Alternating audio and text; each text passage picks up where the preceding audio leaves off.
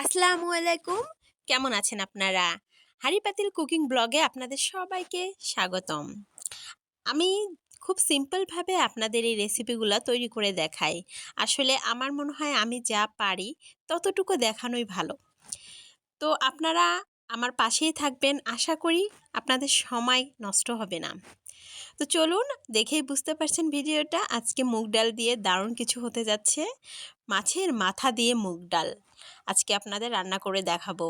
আশা করছি হোটেলের চেয়েও মজা হবে। তো এই তো মাছগুলো এদিকে ভেজে নেওয়া হচ্ছে।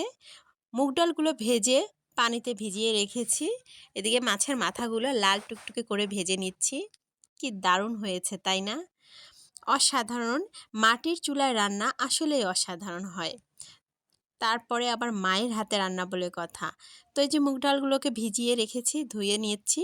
অন্যদিকে সেই মাছ ভাজা কড়াইয়ে ওই তেলেই পেঁয়াজ কুচি, মরিচ কুচি ছেড়ে আর একটু তেল দিয়ে ভেজে নিচ্ছি। আসলে বেশি তেলও দেব না, খুব অল্প মশলায় রান্না করব। তো মশলাগুলো সুন্দরভাবে এইভাবে ভেজে নেব। কিছুক্ষণ ভাজার পর এখানে সামান্য পানি দিয়ে দিব এবং আদা বাটা, রসুন বাটা দিয়ে দিব, সাথে জিরা বাটাও দিয়ে দিব। দিয়ে এখানে খুব ভালোভাবে নাড়াচাড়া করতে হবে, তা না হলে মশলার যে কাঁচা গন্ধটা এটা যদি থেকে যায় তাহলে রান্নার স্বাদটা কিন্তু নষ্ট হয়ে যাবে। এই জন্য খুব ভালোভাবে মশলাটাকে আগে কষিয়ে নেবেন। যখন দেখবেন কাঁচা গন্ধটা আর নেই, ঠিক তখনই আপনারা সামান্য পানি দিয়ে গুঁড়া মশলাগুলো দেবেন। পানি দিতে বলছি এই কারণে, তেলের উপর গুঁড়া মশলা দিলে অনেক সময় পুড়ে যায়।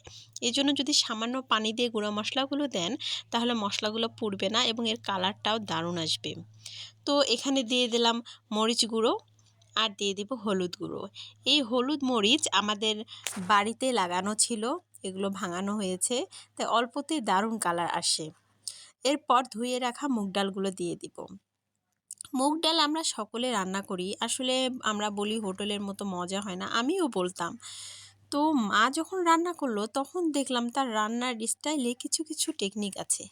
এই যে এরপর লবণ দিয়ে মুগ ডালগুলোকে কষাচ্ছি। কষাতে কষাতে এমনভাবে কষায় যে পানিটা শুকানোর পর আমরা সাথে সাথে একটু পানি দিয়ে দিই, উনি সাথে সাথে পানি দেন না। ডালগুলোকে কষাতে কষাতে পানি শুকানোর পরও ভাজা ভাজা করেন। এখন ২ থেকে ৩ বার উনি এটা করেছেন। পানি দিয়েছেন, পানিটা শুকিয়েছে, এরপর অনেকক্ষণ নেড়ে চেড়ে এটাকে কষিয়েছে। এরপর আবার পানি দিয়েছে, আবার এরকম ভাজা ভাজা করেছে। তো বারবার এই যে ভাজা ভাজা করার টেকনিকটা, এতে কিন্তু ডালটার ভিতরে মশলাগুলো খুব ভালোভাবে ঢুকে গেছে এবং এর টেস্টটা অসাধারণ হয়েছে। আমার তো মনে হয়েছিল যে হোটেলের চেয়ে এই বাড়ির রান্নাটাই অসাধারণ, মানে খুবই মজার। তো এই তো কষানো হচ্ছে, বারবার পানি দেওয়া হচ্ছে, বারবার ভাজা ভাজা করা হচ্ছে। এইভাবে চলতে থাকলো প্রায় ২ থেকে ৩ বার। মা এটা ভালোভাবে কষিয়ে নিচ্ছিলেন। তো আসলে কালারটাও দেখুন এত সুন্দর আসছিল, আর যত ভাজা হচ্ছিল ঘ্রাণটা যে এত দারুণ আসছিল। তো এবার একটু বেশি পানি দিলেন এবং সাথে মাছের মাথাগুলো দিয়ে দিলেন। কি ভাবছেন এটাই কি রান্না শেষ, ঝোলের পানি দেওয়া শেষ? আসলে কিন্তু না, আমিও তাই ভেবেছিলাম। কিন্তু পরক্ষণে মা বললেন যে না, এখন মাছের মাথাটা দিয়েও এই পানিটা শুকিয়ে ভাজা ভাজা করতে হবে, তাহলে মাছের ভিতরেও ডালের যে ফ্লেভারটা সেটা ঢুকে যাবে এবং এর স্বাদটাও হবে অসাধারণ।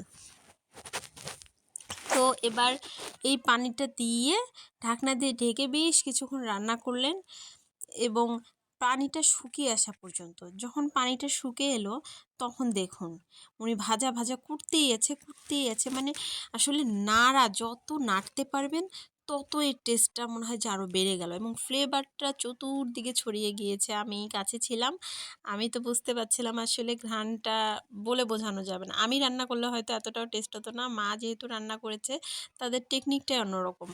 তো এইভাবে রান্না করলেন, ভাজা ভাজা করতেছেন। এইভাবে ভাজা ভাজা বেশ কিছুক্ষণ করার পরে উনি এখানে পানি দিয়ে দিলেন, ঝোলের পানি। অসাধারণ একটা রেসিপি। আপনারা হুবহু যদি এই রেসিপিটা ফলো করেন, আমি আশা করব আপনারা এই রেসিপিটা দেখা বৃথা যাবে না। তো এই যে পানি দিয়ে দিলেন, নতুনরা হুবহু এইভাবেই চেষ্টা করবেন সুন্দর করে রান্না করার। আমি মনে করি যে আপনাদের বাড়ির সবাই এই রেসিপিটি অসম্ভব পছন্দ করবেন। তো এই যে ঝোলের পানি দিয়ে দিলেন। ঝোলের পানি দিয়ে দেওয়ার পর যখনই যে এরকম বুদবুদ বলক চলে আসবে, ঠিক তখন আপনারা জিরাটাকে হালকা টেলে তারপরে গুঁড়ো করে আপনারা উপরে ছড়িয়ে দেবেন। এতে স্বাদটা আরও বেড়ে যায়। রান্না শেষ। এবারে যে হাঁড়ি নিয়ে নিয়েছে, কড়াই থেকে হাঁড়িতে ঢেলে দেওয়া হলো। কি যে মজা, মানে বলে বোঝানো যাবে না। কালারটাও দেখুন অসাধারণ। তো রেসিপিটা যদি আপনাদের আসলেই ভালো লেগে থাকে, সত্যিই ভালো লেগে থাকে, অবশ্যই লাইক, কমেন্ট এবং শেয়ার করবেন। আর অবশ্যই যদি পছন্দ হয় সাবস্ক্রাইব করতে কিন্তু ভুলবেন না বন্ধুরা। বন্ধু করে পাশেই থাকবেন।